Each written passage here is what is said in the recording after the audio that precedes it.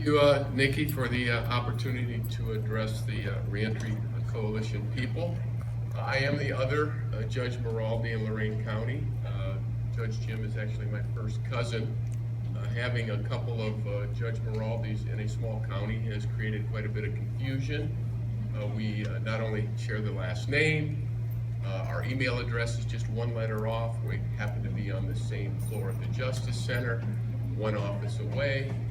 So it's been problematic, but it's actually been kind of convenient for me because if I have an individual that wants to point out a particularly bad decision that I've made or a poor sentence, I immediately scratch my head and, hey, I don't remember that case. You know, there's another Judge Maraldi in the building. So that's worked nicely.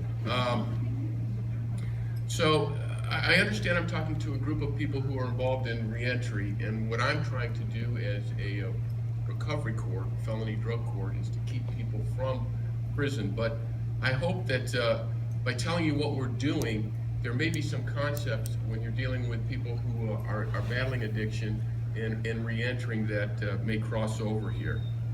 So the problem was pretty evident to me soon after I took the bench. We're being inundated with people, young people, who are severely addicted to these opiates, fentanyl, and the pull on this drug is really, and I don't think I'm overstating it, is something I've never seen, and I think most of you would agree with it.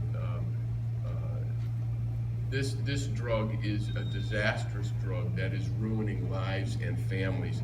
And like a lot of things, the problem being dumped on the criminal justice system. Possession of heroin is a felony of the 5th degree. We see a lot of ancillary crimes, forgery, petty theft, you know, for these people to support their habits. So forced with this problem, we had to come up with a solution.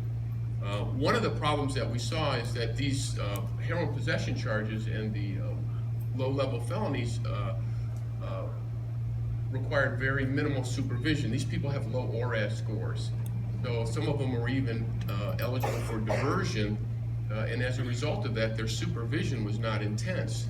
And that's a big problem because even though their risk to offend is low, they are high-need people. They need to be supervised. And I know Director Moore's not here, but I do want to say what an inspirational leader you all have. 2 years ago, I was down in Columbus and thinking about what to do with this problem, and I heard him speak about the number of incarcerated people. It was a Recovery is Beautiful gathering, and you know, his desire to reduce the prison population and to look elsewhere to solve problems really inspired me. And I told him this morning, hearing him speak was one of the reasons that I got this recovery court started.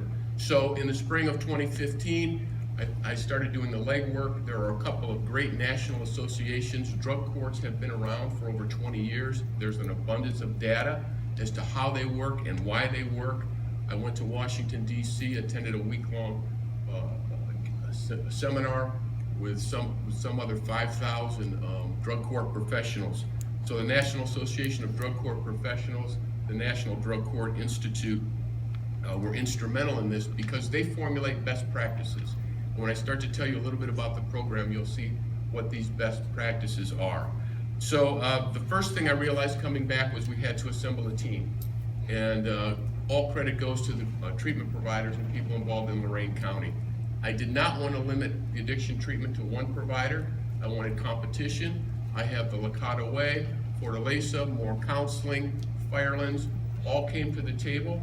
We also had to get some sober living houses, Road to Hope here and the Margot House for Women. CBCF agreed to get involved in those situations where we're working with these people, but we got to get them off the street now. It's just, they're not ready. CBCF got involved. The prosecutor's office, we're talking about felony charges. Had to get the prosecutor's office on board, and the criminal defense bar. They're representing these people.